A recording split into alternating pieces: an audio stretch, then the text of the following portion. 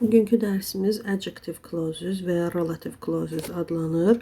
Burada adətən 3 nöqtədən qabaqçı sözə fikir veririk. Məsələn, birinci testdə deyir the way, sonra boşluq qoyub, boşluğa uyğun gələcək sözü tapmaq üçün bilməliyik ki, way sözü canlıdır yoxsa cansızdır. Təbii ki, yol cansız olduğuna görə burada biz həm də sözün tək və ya cəm olmağına baxmalıyıq.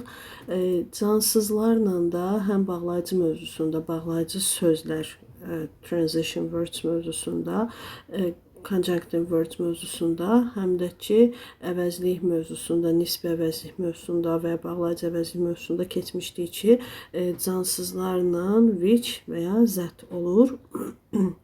Would və ya where ola bilməz.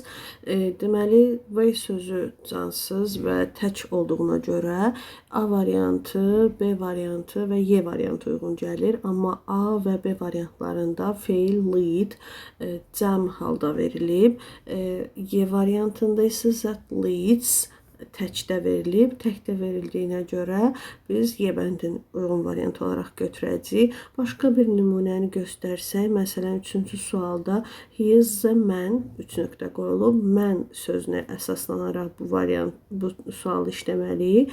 Deməli, burada mən canlı olduğuna görə which işlənə bilməz. Which cansızlarla işlənir. Ya who, ya whom, ya da whose ola bilər canlı isimlərlə.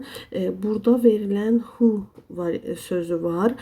Who brought the package və ya who did you show the way. Bildiyimiz üzərə complete sentence mövzusunda və ya sual cümlələri mövzusunda da keçmişdik ki, who-dan sonra birbaşa feil gəlir, köməkçi feil gəlməməlidir. Deməli, 4 ola bilməz, orada did var deyə. 4 olan variantlar çıxdıqca C və D çıxır. Who brought the package 1 doğrudur. 1 4-ü çıxmışdır deyə ya 1 2-dir, ya 1 3-dür. Which cansızlara aiddir deyə 2-ni də çıxırıq. Cavab 1 3 Y bəndi qalır. Yaxud başqa bir sualda işləyək. English has an alphabet. 5-ci sualda 3 nöqtə qoyulub. Alfabet sözü cansız isim olduğuna görə who, whom işlənə bilməz. A və B variantları çıxır. Məkan da bildirmir. Ona görə C variantı da olmaz. D variantında what sözü ilə başlayır. What işlətmirik bağlayıcı söz olaraq. Y bəndi qalır. That consists of 26 letters.